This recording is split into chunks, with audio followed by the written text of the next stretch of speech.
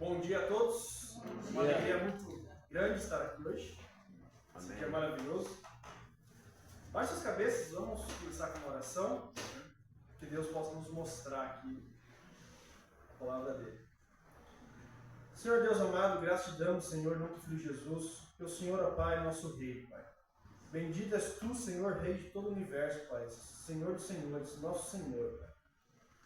Ó Pai Santo, agradecemos a Ti, Pai, que faz sair o dia, que nos dá, Pai, o dia a dia, que nos deixou, Senhor, de estarmos aqui hoje. Agradecemos a Ti, Pai, e clamamos, ó Pai, em nome do Teu Filho Jesus, Pai, que através do Seu Espírito Santo, o Senhor possa estar nos ensinando, ó Pai, hoje, e que Teu ensino, ó Senhor, nos abra o coração para o Teu ensino, ó Pai, e que Ele venha nos transformar, Pai, para que tenhamos, ó Pai, transformação de vida, Pai. E cada dia mais, Senhor, possamos estar obedecendo a Ti, e que o Senhor possa, Pai, estar se agradando. Para Te agradecemos, ó Pai, e que tudo seja para a honra e glória do Teu nome. Amém. Amém.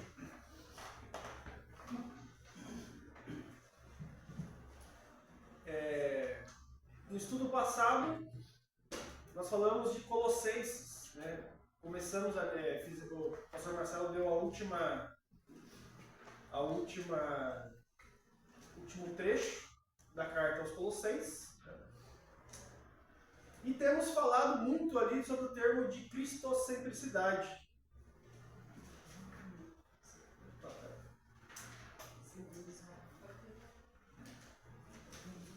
Muito de cristocentricidade, onde Cristo está no centro das nossas vidas, do nosso viver, das nossas ações. E foi falado aqui sobre relacionamentos cristocêntricos, onde como nós mantemos o nosso relacionamento saudável. Foi falado de princípios, fidelidade, amabilidade, disponibilidade e piedade. E dando uma aprofundada nesse tema, eu ainda gostaria de dar uma aprofundada nesses textos que nós lemos. Dando uma aprofundada aqui como encerramento aqui do tema da carta aos Colossenses. Mas lembrando alguns pontos antes. Relembrando aqui, breve resumo. Que a carta fala sobre dedicação exclusiva a Cristo. Ou na palavra que nós falamos, cristocentricidade, ter Cristo na nossa... estarmos dedicados a Cristo porque Cristo está no centro da nossa vida. E dedicação exclusiva a Cristo não é uma coisa somente que os colossenses precisavam ali. Mas os jundiaenses também precisam. Os jarinoenses também precisam. Os atibaienses, a igreja hoje em dia precisa. E o tema de hoje, se for resumir em uma frase, é o senhorio de Cristo no ministério compartilhado.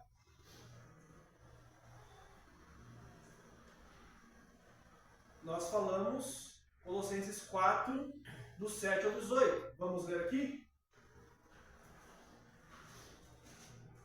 Para nos lembrarmos.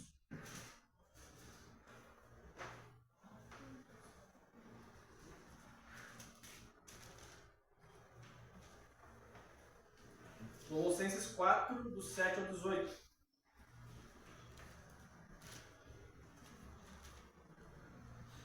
Quanto à minha situação, Tíquico, irmão amado e fiel ministro, conservo do Senhor, no Senhor, de tudo vos informará.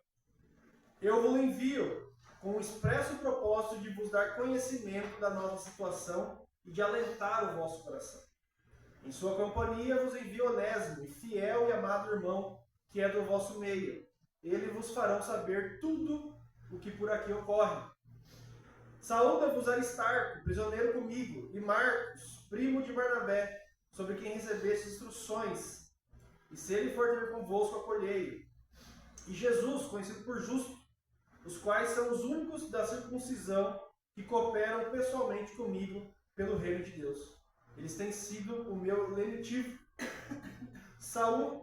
Saúda-vos Epáfras, que é dentre vós, servo de Cristo Jesus, o qual se esforça sobremaneira, continuamente, por vós nas orações, para que vos conserveis perfeitos e plenamente convictos em toda a vontade de Deus.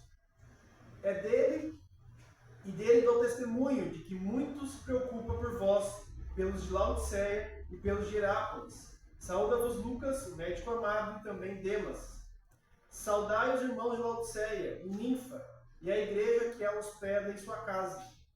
E uma vez lida essa epístola perante vós, providenciai porque seja também lida na igreja dos Laodicenses e a dos de Laodiceia. Lede-a igualmente perante vós.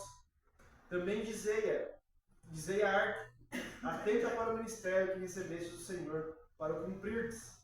A saudação de próprio punho, Paulo.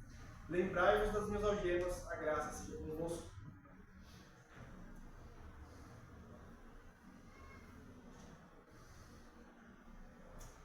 Além de uma lista de nomes bonitos colocados em filhos, né? Tíquico, né? Aristarco, Onésimo, né? Epáfras. Mas aqui vamos tirar um outro ensino daqui. Falamos sobre relacionamentos cristocêntricos e hoje vamos falar sobre o senhorio de Cristo no ministério compartilhado. Mas o que é ministério compartilhado? A Escritura fala dos membros da igreja? Sobre a atividade dos membros? Fala sobre algum membro específico? Não. Nós vamos ver hoje que sim. Ela fala dos membros da igreja, das atividades de membros específicos da igreja de Cristo aqui. E nós vamos ver através de Tíquico, lá no 7. Né? Quanto à minha situação, Tíquico, irmão amado e fiel ministro, conserva o Senhor, de tudo vos informará. Tíquico é um membro da igreja. E nós vamos ver a importância do senhorio de Cristo no ministério compartilhado. As saudações finais aqui fornecem exemplos de virtudes que Paulo encoraja no corpo de Cristo, onde um bom número de seus associados demonstra profunda dedicação a Cristo. Nós falamos isso aqui. O quanto na aula passada, o quanto que Paulo fala bem da sua equipe. O quanto que ele exalta a sua equipe. Essas pessoas são membros da igreja. Faz parte da equipe de Paulo. Faz parte das atividades da igreja. E elas são exemplos de virtudes que Paulo exalta. Paulo saiu de Éfeso acompanhado de alguns irmãos, entre eles Tíquico, os quais ajudaram a levar a oferta de amor das igrejas gentias aos cristãos pobres da Judéia. Ele participa dessa ação e de outras. Vamos ver lá, 1 Coríntios, capítulo 16.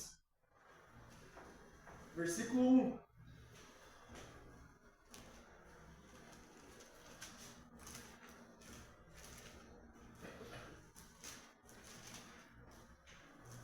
Quanto à coleta para os santos, fazei vós também, como ordenei às igrejas da Galácia. No ministério de Paulo, implantando igrejas, fortalecendo igrejas, ele estava também recolhendo ofertas para os pobres da Judéia. Versículo 2. No primeiro dia da semana, cada um de vós ponha de parte em casa, conforme a sua prosperidade, e vá juntando para que se não façam coletas quando eu for. Paulo avisa antes. Levantem ofertas. Notem que essas ofertas devem ser consagradas a partir de casa. se põe de parte em casa. E a partir de casa, essa oferta deve ser consagrada. Conforme o ganho de cada um, proporcionalmente. E vá juntando para a oferta aos necessitados. Versículo 3. E quando tiver chegado, enviarei com cartas, para levarem as vossas dádivas a Jerusalém, aqueles que aprovardes. Paulo tem esses associados, que ele envia cartas, que ele envia as ofertas, né? E que vão à frente dele, recolhem as ofertas, e entre eles Tito. 2 Coríntios, capítulo 8, versículo 1.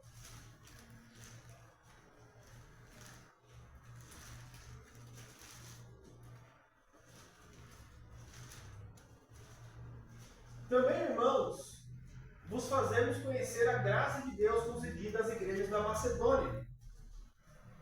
Macedônia, lembrando aqui, terreno já europeu, já saindo da Ásia, da Ásia Menor, onde está Filipos, Corintos. Aqui está sendo recolhido na Macedônia. Versículo 2. Porque no meio de muita prova de tribulação, manifestaram abundância de alegria, e a profunda pobreza deles superabundou em grande riqueza da sua generosidade. Essas igrejas da Macedônia não eram igrejas ricas. Mas mesmo não sendo, superabundou em grande riqueza da sua generosidade. Paulo está lembrando aqui. 3. Porque eles, testemunho eu, na medida de suas posses e mesmo acima delas, se mostraram voluntárias. Desprendimento. Estamos se desprendendo dessas coisas. 4. Pedindo-nos com muitos rogos a graça de participarem da assistência aos santos. Eles pediram para participar. Eles desejavam contribuir. A igreja estava ansiando por isso. Capítulo 9, versículo 12 e 14.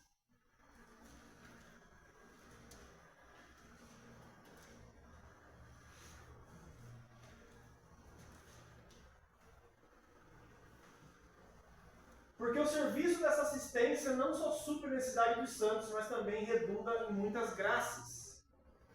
A Deus, glorifica a Deus. 13. Visto como na prova dessa ministração glorificam a Deus pela obediência da vossa confissão quanto ao Evangelho de Cristo e pela liberalidade com que contribuís para eles e para todos. 14. Enquanto oram eles a favor, com grande afeto, em virtude da superabundante graça de Deus que há em vós. Então Paulo fala de muitas pessoas que ele usa, que ajudam ele no seu ministério. E percebam que no Antigo Testamento, prosperidade era símbolo de bênção de Deus. Então no Antigo Testamento, Israel juntava bens, como uma represa. Mas na igreja é diferente. Prosperidade não é sinônimo de bênção de Deus. Nós não somos Israel. E a igreja não é uma represa de bênçãos, mas é um canal de bênção. Ela canaliza as bênçãos de Deus para os irmãos, para o corpo de Cristo. Então, Paulo está falando aqui de todo esse trabalho, das pessoas se doando, as pessoas que ele usa, que vão à frente, que andam. Né? Lembra que Epáfras andou tudo, 2.000 quilômetros para ir, 2.000 quilômetros para voltar? As outras pessoas faziam também isso. Arrecadavam e iam lá para a Judéia levar isso. Tudo uma questão de comunhão, de consagração, de relacionamento, de estar cheio do Espírito Santo. Paulo lembra que ele está exaltando lá em Colossenses a equipe dele, que estão cheios do Espírito Santo. Eles estão focados, eles são amado irmão, fiel em Cristo.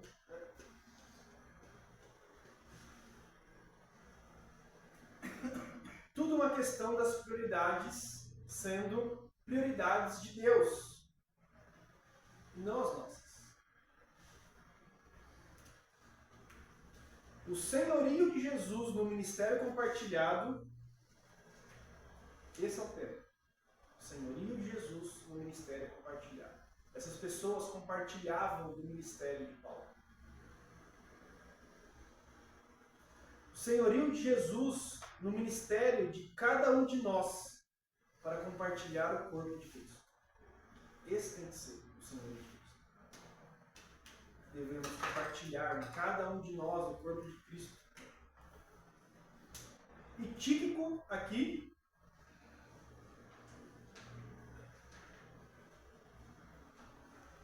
ele permaneceu na prisão com Paulo para poder ser-lhe útil de alguma maneira. Já imaginou? Se optar por... Se tem um irmão, alguém foi preso, você opta por ficar lá para poder ajudar ele de alguma forma.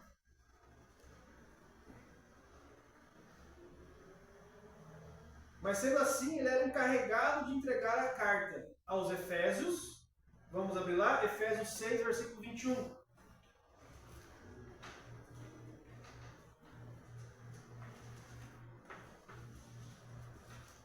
E para que saibais também a meu respeito do que faço, de tudo vos informará Tíquico, o irmão amado e fiel ministro do Senhor. Tíquico abre mão, se desprende das suas coisas e apoia, compartilha o ministério de Paulo. E ele opta por estar preso com Paulo para ser útil no ministério dele. Paulo então usa Tíquico para levar a carta aos Efésios. Carta aos Efésios, escrita por Paulo, levada por Tíquico. Um irmão, membro da igreja, mas que compartilha o ministério. Ele não é só uma pessoa que está acompanhando, ele quer fazer parte disso. Assim como nós vimos que as igrejas da Macedônia ansiavam por ajudar, desejavam fazer isso. Tipo, faz isso. Meus irmãos, precisamos compartilhar mais o ministério da igreja. Precisamos nos envolver mais. A coisa não pode ficar somente a momentos de culto. Tem que agir na nossa vida integralmente. Temos um evento de evangelismo. O pastor falou aqui, eu não estou nem contando com a falta de ninguém. Eu estou contando que todo mundo vai vir. Compartilhar o ministério, o evento. Marcado com antecedência para a gente já se, de antemão, se programar. Dia 12, dia do meu casamento. Optei por estar aqui. Não sei se a pessoa vai gostar. Ela vai sim, tenho certeza que ela vai. E para esse motivo, é um motivo válido. Mas ele também é o responsável por levar a carta aos Colossenses. Volta lá, Colossenses 4, 7 e 8.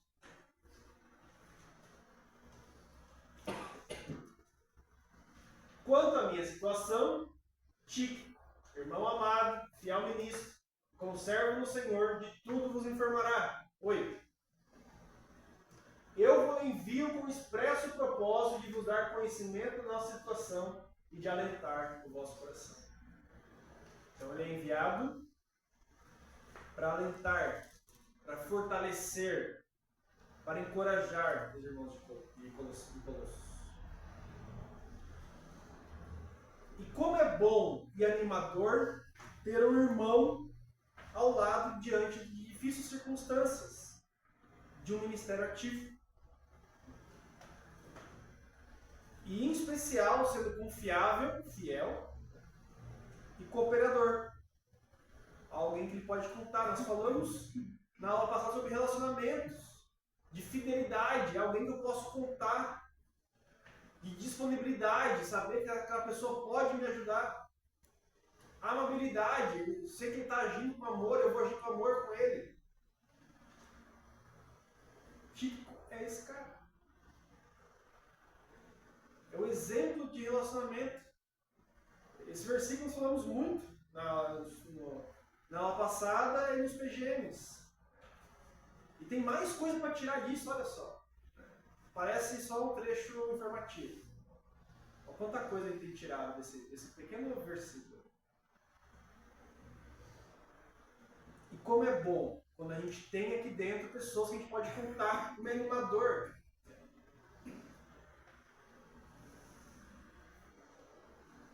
Assim como o Tito, trabalhando junto no serviço do Senhor, empenhado, abrindo mão de certas coisas para poder ajudar. É isso que precisamos. Irmãos confiáveis e cooperadores, não para seres humanos, mas para a igreja, para o corpo de Cristo. É isso que precisamos. Para que os dons que Deus nos deu sejam identificados, sejam desenvolvidos e exercidos pela igreja. O que temos feito com os nossos dons? Ou com o nosso dom? Temos usado? Temos escondido? Abre lá, Mateus 25, 14. Vou fazer uma leitura corrida aqui.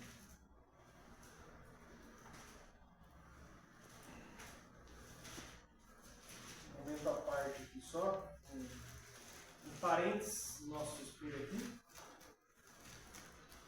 Mateus 25.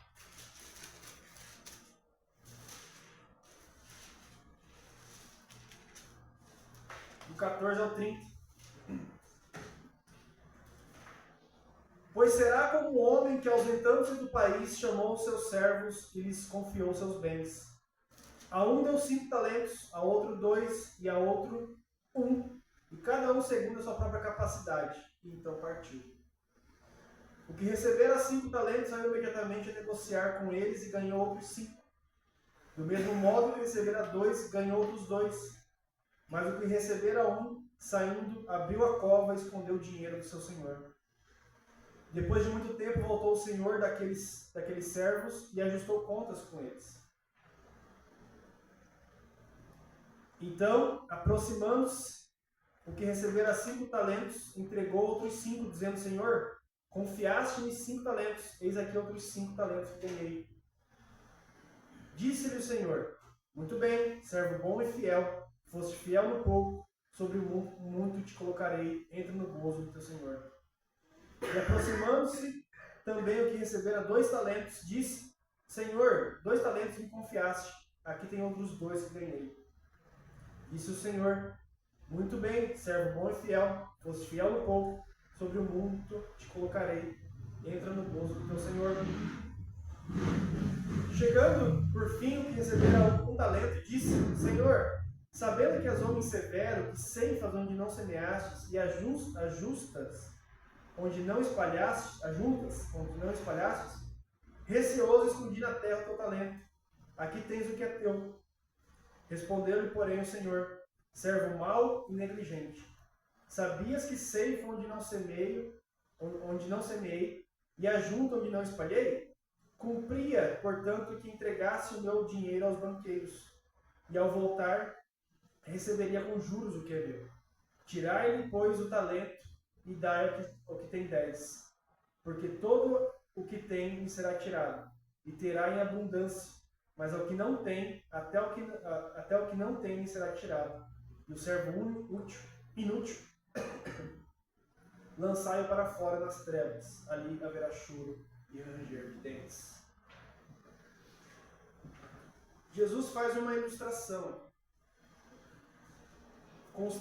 contrastando aqueles que usam os dons recebidos com aqueles que não usam. O homem em uma longa jornada aqui, simboliza Jesus e a prolongada demora que precede a sua segunda vinda. Os talentos, moedas gregas, cujo valor equivalia ao salário referente a muitos dias, né? Representam aqui recursos financeiros, dons, privilégios, oportunidades que Jesus confia a seus discípulos. Os servos fiéis são discípulos verdadeiros. Usaram os dons e recursos de modo responsável e foram generosamente recompensados. O servo perverso e preguiçoso, um falso discípulo, fracassou em usar os recursos e foi severamente punido. E ele tenta justificar o seu fracasso atacando o caráter do seu senhor ainda. Porque o senhor é muito severo. Contudo, o tratamento dado por o senhor aos outros servos demonstra que ele não é. Que a difamação do seu senhor era mal e injusta. O que temos feito com o nosso dom? Temos usado ou temos escondido? Mas voltando ao nosso texto de Colossenses 4, 7, 8, vemos Tíquico trabalhando junto no serviço do Senhor. E interessante que isso nós vemos em diversos momentos. Abre lá Tito 3:12.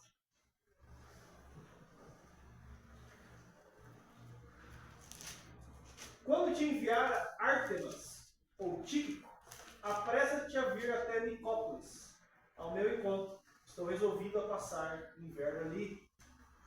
Ele está falando aqui em Creta. Tíquico indo junto. Estava junto com ele. Atos, capítulo 20, versículo 4.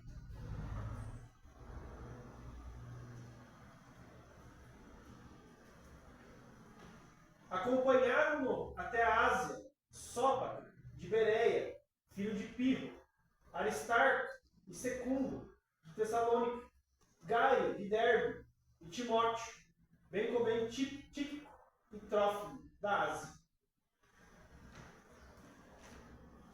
2 Timóteo, capítulo 4, versículo 12.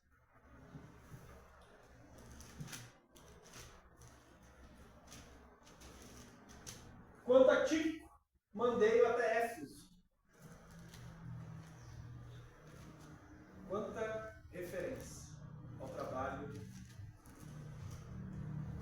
compartilhado que o ministério de Paulo faz. Ele é um irmão comum, como eu, como você. Mas que os bota é um exemplo de utilização dos seus dons. É um exemplo de compartilhamento de ministério. Um exemplo de compartilhar aquilo com os irmãos da igreja. Será que foi fácil para ti? Quanta viagem estava fazendo? Não foi fácil, gente. Paulo tinha muitos inimigos, muitas viagens, muitas tarefas. Mas nós vemos ele aqui sendo continuamente citado como uma pessoa que acompanha o ministério, que compartilha do ministério. Tíquico não escolheu o caminho fácil, mas escolheu o caminho certo. O caminho fácil é qual? Vir na igreja, sentar, ouvir ir para casa. No próximo culto, ir para a igreja, sentar, ouvir, ir para casa. Isso se não vier de vez em quando. Apenas. Mas não é o certo. Se a nossa igreja deseja ser luz em uma lamparina, em trevas, ser sal, fazendo a diferença, tem que começar a partir de cada um de nós. O que temos feito com nossos dons? O que temos feito na igreja? Temos compartilhado no ministério da igreja?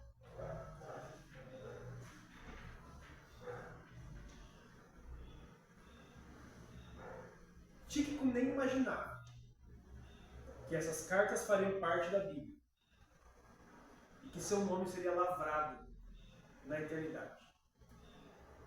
Olha só, um membro da igreja, como eu, como você, que compartilhou do ministério e está aqui, gravado para toda a eternidade.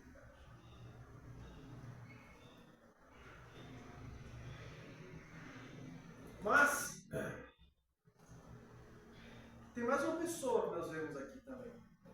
Está usando aqui. Tem vários, a gente está pegando coisa. Volta lá, Colossenses 4, 9.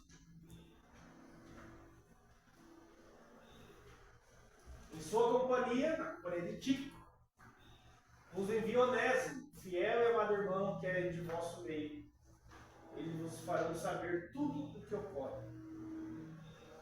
Onésimo, que viajou junto com Tíquico. Mas vamos ver mais desse irmão também. Vimos aqui sobre Tíquico. Vamos ver sobre Onésimo. Onésimo ele foi evangelizado por Paulo na cadeia. Porque Onésimo era o quê? Quem lembra? Um escravo fugitivo. Entre os milhões de escravos que tinham em Roma. Ele vai preso, junto com Paulo, na mesma igreja, na mesma cadeia. Lá ele ouve e é evangelizado. Na prisão. Que bênção foi essa prisão. Vamos abrir lá Filemão, versículo 1.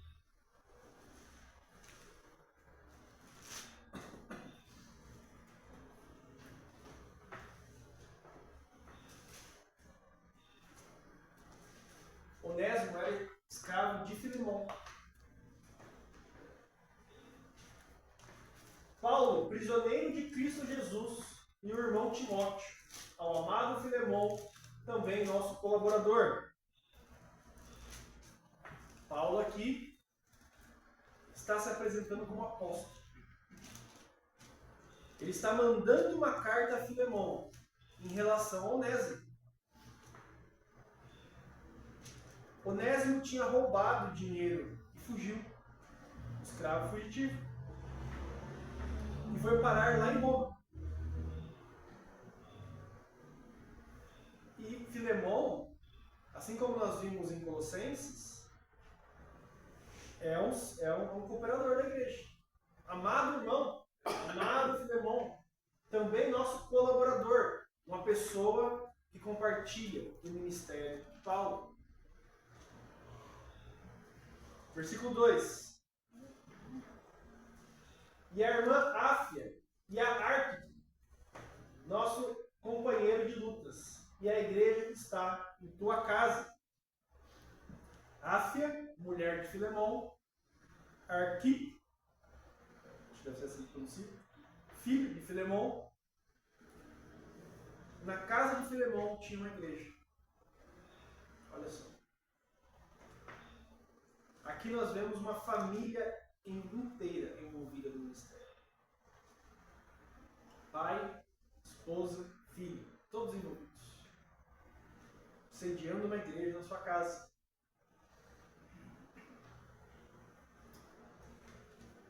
Muitas vezes a gente prefere que não vá nem o irmão na casa da gente. Olha só, Filemão abre a sua casa, coopera com o ministério de Paulo tem uma igreja, olha que legal. E a família inteira participa. Versículo 4. Dou graças ao meu Deus, lembrando-me sempre de ti nas minhas orações. Paulo ora com frequência para Filemon e para sua família. Versículo 5. Estamos cientes do teu amor e da fé que tens para com o Senhor Jesus e todos os santos. 6. Para que a comunhão da tua fé se torne eficiente no pleno conhecimento de todo o bem que há em nós para com Cristo.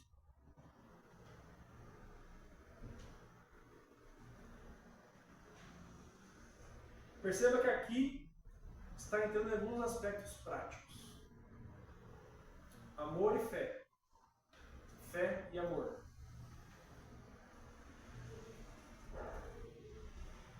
Amor e fé são comunicados pelo Espírito Santo. Para que nós, em Cristo, comuniquemos fé e amor aos santos, aos irmãos. Está falando de comunhão. Da prática do amor. De viver o amor. O viver da prática da fé. E uma fé eficiente. Uma fé eficiente só será eficiente se tivermos testemunho. Filemon, Paulo está usando essa prática, mostrando isso na vida de Filemon. Conhecimento do bem, ou seja, você vive na prática do amor, que acontece na prática entre nós na igreja. Pode-se ler sobre amor num livro. Mas o amor se vê na palavra viva e vivida.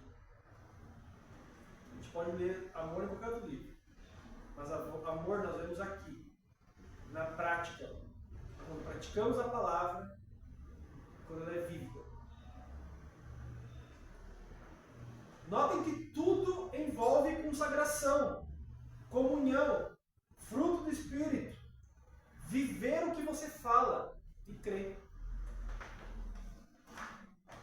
Você crê na palavra, você fala na palavra, você vive a palavra que você fala. Temos usado os nossos dons, mais uma vez. Temos compartilhado o ministério da igreja. Versículo 7. Pois, irmão, tive grande alegria e conforto no teu amor, porquanto o coração dos santos tem sido reanimado por teu intermédio. No ministério que ele tem compartilhado na casa dele, Filemon era esse tipo de cristão.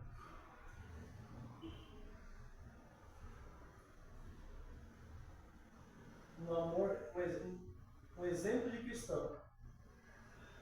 Que o coração dos santos tem sido reanimado através do ministério dele.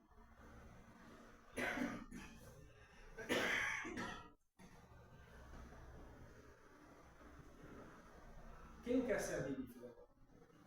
É uma pessoa que reanima os outros.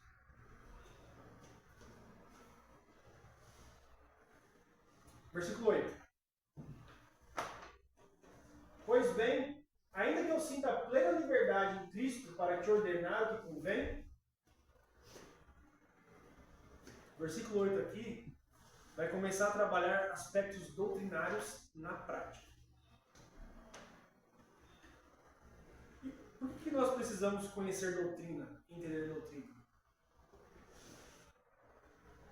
Para viver doutrina. E não estar apenas na cabeça. Já falei aqui algumas vezes, aprender na Bíblia não é no sentido ocidental. Eu vou ler, aprendi, está aqui na cabeça. Aprender na Bíblia é viver. Lembra lá no Antigo Testamento, a palavra hebraica lamad, acostumado. Isso é aprender na Bíblia. Eu li tanto que o meu corpo acostuma a fazer sozinho. Esse é o conceito de aprender. Então nós precisamos viver a doutrina na prática e não só no conhecimento. Não adianta eu saber tudo a Bíblia e não exercitar nada. Conheço a Bíblia de cabo a rabo, mas eu tenho dom e não uso. Não pratico o que eu leio. E a liberdade aqui, a plena liberdade aqui, Paulo está se referindo à comunhão que ele teve com Filemão. Ainda que eu tenha a plena liberdade em Cristo, na minha comunhão com você, para te ordenar alguma coisa. 9. Prefiro, todavia, solicitar em nome do amor, sendo que o que sou Paulo, o velho, e agora até prisioneiro de Cristo Jesus. Ele lança a mão da comunhão dele. E não da autoridade. Ele abre mão da autoridade e lança a mão da comunhão. Ele fala, volta no 8. Ainda que você tenha plena liberdade em Cristo, para te ordenar, ele abre mão da autoridade apostólica. Volta no 9. E ele lança a mão do quê? Da comunhão que ele tem, do irmão. Ele está falando aqui com o irmão, Filemão. Ele poderia dar uma ordem. Filemão, se reconcilia com o Onésimo. Ele não faz isso. Ele solicita, ele pede. Ele abre mão disso e entra na comunhão que ele tem com Filemão e trabalha isso. 10. Sim, solicito-te em favor de meu filho Onésimo. O Onésimo que nos vimos de vocês. Que gerei entre algemas. Irmãos, o que acontecia quando um escravo fugia naquela época? Quem sabe? Era morto. Geralmente era executado. Notem que quando Onésimo crê em Jesus, e Paulo escreve uma carta para Filemão, quem está levando a carta aqui é Onésimo. Onésimo está voltando de onde ele fugiu, de onde ele roubou, com a carta. Está levando em mãos, com risco de ser executado. Que era o que acontecia com o escravo. Mas ele volta, com a carta em mãos. Porque Onésimo está confiando na obra de Cristo na vida dele. E na vida de Filemão. E no conselho de Paulo. E não no medo humano. Não no sentimento humano. Mas ele volta porque está confiando na obra de Cristo na vida de Onésimo, na obra de Cristo na vida de Filemão, e no conselho que Paulo está falando. Leva, vai lá, se reconcilia. Lembra que nós vimos em Colossenses 3:18 até 4:1, falamos sobre o quê? Escravos e seus senhores. Senhores e seus escravos. E Onésimo vai levar a carta para Colossenses, porque ele é um exemplo de reconciliação entre o Senhor e o servo. 11.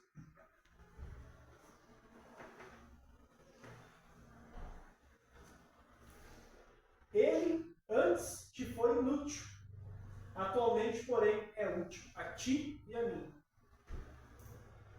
Ele era inútil antes, fugiu, te roubou, mas agora ele é útil para mim e é útil para você, ele fala. Por que ele é útil agora? Porque agora ele faz parte do corpo de Cristo. Agora ele é um cooperador. Ele compartilha do ministério de Paulo, fazendo várias coisas para Paulo.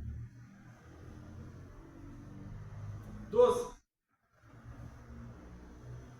Eu te envio de volta em pessoa. quero dizer o meu próprio coração. Porque ele é o filho que ele gerou em algemas. Notem que aqui já começamos a trabalhar alguns aspectos. Aspectos de doutrina. 13. Eu queria conservá-lo comigo mesmo, para em teu lugar me servir nas algemas que carrego por causa do Evangelho. Paulo gostaria que Onésimo trabalhasse com ele. Eu gostaria de conservá-lo comigo aqui. No ministério compartilhado. Eu gostaria que ele continuasse aqui compartilhando do meu ministério. Paulo já está trabalhando aqui um aspecto doutrinário, que é a substituição.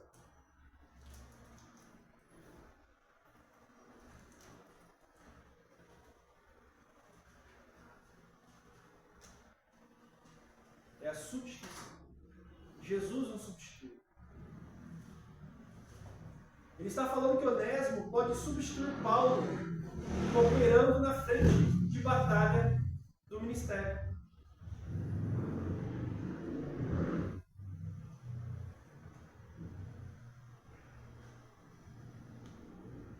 Em teu lugar, me servir nas algemas que carrego por causa do Evangelho. 14. Nada, porém, quis fazer sem o teu consentimento, para que a tua bondade não venha a ser como que por obrigação, mas de livre vontade. Aqui temos outro aspecto doutrinário, a reconciliação. Paulo não quer que Filemão se reconcilie com Onésimo por obrigação, mas de boa vontade. O que o Senhor fez em nós? Nos reconciliou. Nós temos paz em Cristo porque Ele nos reconciliou. Jesus Cristo nos reconciliou com Deus Pai. E aqui a paz está sendo retomada entre Onésimo e Filemão. Está havendo reconciliação. Assim como Cristo nos reconciliou com Ele. Paulo está usando desse aspecto. A reconciliação é uma doutrina. Falamos dela no início da carta. Quando vimos, lá nos princípios, quando começamos a falar sobre a carta de Colossenses, falamos que a heresia colossense estava atacando, entre outros aspectos doutrinários, a reconciliação. É falado isso na carta. Paulo trabalha isso, são aspectos de reconciliação. A doutrina da reconciliação. Só que essa doutrina na prática, o que ela exige de nós? Nos reconciliarmos com as pessoas. Como vimos no culto passado, onde o pastor Marcelo falou sobre a reconciliação de Paulo com Marcos. Lembra que Marcos tinha abandonado o ministério? Paulo brigou com Barnabé, não queria ele, se reconciliou. Paulo não fala nos outros se reconciliar sem mostrar que ele é exemplo. Ele é humano, onde erra, mas ele se trabalha e se reconcilia com a pessoa. Quem você tem no seu coração que você não quer ver? Que você não quer falar? Que você não quer chegar perto? É essa pessoa que você precisa se colocar diante de Deus para que Deus opere no seu coração. Versículo 17. Se, portanto, me consideras companheiro, recebe-o como se fosse a mim mesmo. Novamente a doutrina da conciliação, da substituição. Cristo nos substituiu na cruz. Paulo está lançando mão da doutrina da substituição para substituir. De forma prática. Recebe o Onésimo em substituição a mim. 18.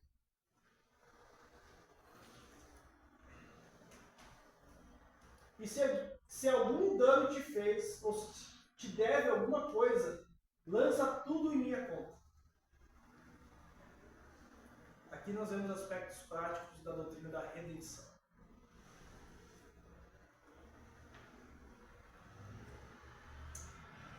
Perdão, da imputação. Nós somos tornados justos em Cristo Jesus. E mais ninguém. Em Cristo Jesus. Ele imputa sobre nós a sua justiça. E é o que Paulo está fazendo aqui. Ele está imputando sobre Onésimo e está querendo que Filemão compreenda isso.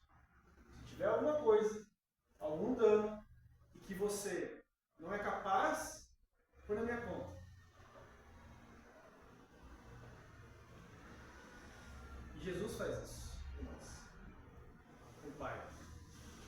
Pai, se o Daniel te fez algum dano, põe na minha conta. Porque ele me reconheceu. Eu me reconciliei com o Daniel. Põe na minha conta, se tiver alguma coisa.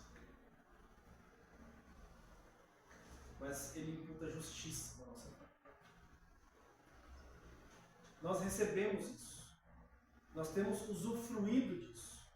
Isso precisa ser compartilhado. E não como nós vimos, enterrado e esperar a segunda vinda de Cristo. O que temos feito com o nosso dom, com as coisas que Deus nos dá, os privilégios, com tudo. Estamos enterrando, estamos compartilhando isso aqui com o ministério da igreja através de outras ações. 19. E Paulo, de próprio punho, escrevo. Eu, Paulo, de próprio punho, escrevo. Eu pagarei, para não te alegar que também tu me deves até a ti mesmo. Agora sim, aspectos práticos da redenção. Redenção é o preço de um escravo. Ele é comprado pelo sangue de Cristo. Nós somos comprados pelo sangue de Cristo. E aqui Paulo está lançando mão da redenção. Eu pago se necessário. Assim como Cristo fez com nós. Morreu na cruz para pagar pelos nossos pecados. Nos comprou, escravos do pecado, ele nos compra com o sangue dele. 20. Sim, irmão, que eu receba de ti, no Senhor, este benefício. Reanima-me o coração em Cristo. Ou seja, dá o perdão. Anima o meu coração. Lembra que nós vimos lá no capítulo 4? Que Filemão, ele é quem? Ele é o irmão que reanima o coração das pessoas. E ele está lançando esse... Você não é uma pessoa que reanima o coração das pessoas? Reanima o meu. Perdoa-lhes.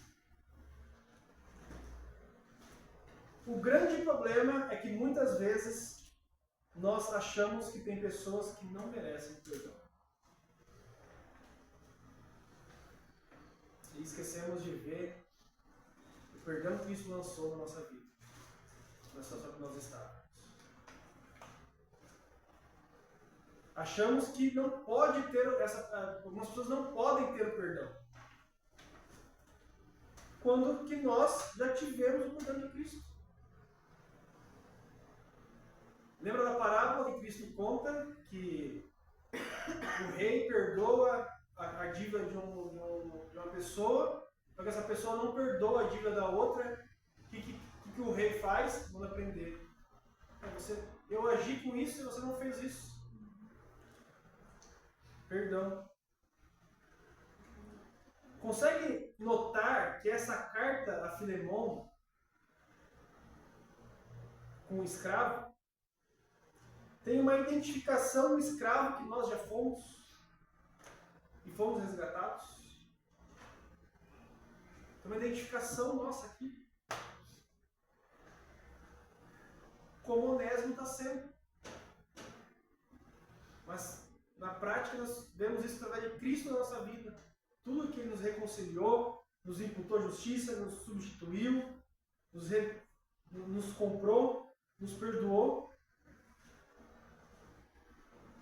E tudo isso quer dizer o quê? Que nós precisamos viver como Cristo. E é a sua doutrina. Temos vivido isso? 21. Deixa eu fechar aqui. Certo? Como eu estou, da tua obediência eu te escrevo, sabendo que farás mais do que estou pedindo.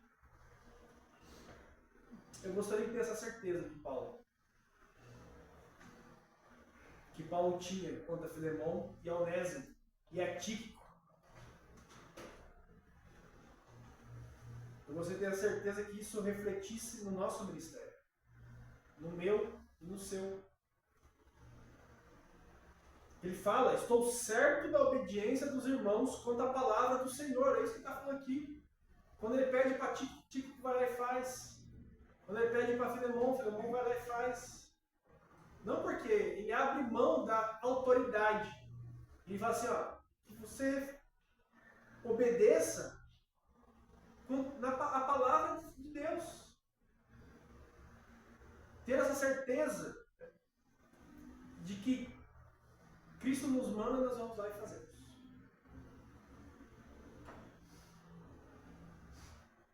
Certo que todo ensinamento que temos exposto aqui tem ação transformadora na vida de cada um de nós. E não apenas informações a serem esquecidas durante a semana. E às vezes caímos nessa armadilha. No PGM temos trabalhado os ensinos daqui. E 4 dias depois a gente nem lembra o que falar. Mas precisamos ter essa certeza de que quanto à palavra de Deus nós somos obedientes. Cristo espera que vamos além do que está sendo ministrado aqui. Ele não espera que eu encontrei você em pecado, apodrecido. Ele não espera que a gente continue naquela vida. Ele espera além. A gente vai além daqui. Ele espera um viver genuíno, profundo e completo com Cristo. Esse é o alvo da igreja. Mas a igreja somos nós. Cada um tem uma função no corpo. Cada um tem um dom. Cada um tem um privilégio. Que possamos caminhar nessa direção, sendo dirigidos pelo Espírito Santo que está em nós. Amém? Amém. Vamos orar antes de encerrar. Senhor Deus amado, graças te damos ao Filho Jesus, ó Pai. Porque o Senhor fala através do teu Espírito, através da tua palavra, Pai. Que o Senhor inspirou homens a escrevê-la. Inspirou Paulo. E que nos mostra, Pai, através de exemplos de vida prática, que devemos seguir nesse mesmo caminho, Pai. Ó Pai, transforma mais uma vez, Pai, o nosso viver, Pai. Ó Senhor, que possamos ser, Pai, escravos fiéis a Ti, Senhor. Que possamos, ó Pai, como vimos na parábola dos talentos, devolver a Ti, Pai. E que o Senhor se agrade disso. E que não venhamos a esconder, Pai. Para que o Senhor se ire conosco, Pai. Ó Pai, trabalhe em nós, Senhor. Abre nosso coração, nosso ouvido, nossa boca, Pai. Que possamos compartilhar do ministério da igreja, Pai, lá fora. É o que clamamos em nome do Teu Filho Jesus. E que a maravilhosa graça, Pai, feita por Ti, Pai, colocada na pessoa de Jesus Cristo, o amor que o Senhor teve conosco, Pai, que o ensinamento do Espírito Santo seja conosco agora e sempre. Amém. Amém. Obrigado. Dani, deixa eu e a Cleide, nós temos a carne, né, Cleide? Depois a